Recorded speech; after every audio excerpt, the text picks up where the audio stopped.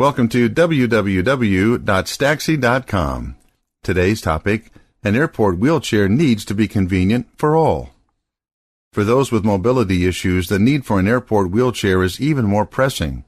There's no arguing the fact that many of the millions of people passing through airports on a daily basis need some assistance with their mobility.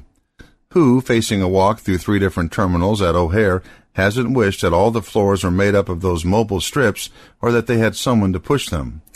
The problem is that with the current standard wheelchair model, this growing need is growing harder to meet. Being obese, arthritic, or spraining an ankle the day before a long-booked trip doesn't stop people from needing to travel quickly from one part of the country or the world to another.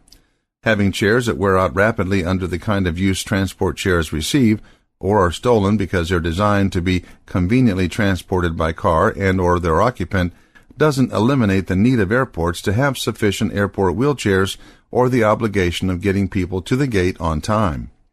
It has only recently been noticed that, while wheelchairs are a boon to those whom need them, more than one type of chair needs to exist. This is not to ignore all of the various advances and customizations that have been made to improve the quality of life of those who need them. But every one of those chairs, from racing vehicles to ones that can be steered with the breath or that allow the operator to talk by choosing letters through the movement of her eyebrows, are all a single type of chair. They are wheelchairs designed for personal use. Institutional chairs for short-term transport actually have vastly different needs than those meant to help a person live her daily life as independently as possible.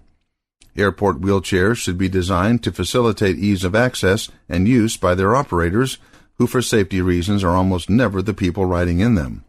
They also need to take up a minimum of space and be resistant to theft.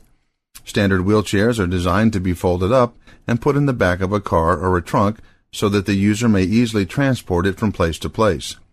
An airport wheelchair should not have these features. Even a very cheap wheelchair costs upwards of $100. If only one a day vanishes into thin air at any given locale, the costs add up. Because of the high theft rate, airport wheelchairs are generally the cheapest available. Unfortunately, this means that those who aren't stolen wear out quite rapidly due to transporting passengers miles and miles every day. The solution to this is a chair that costs more at the outset, which has features that pay for themselves more quickly than anyone might guess.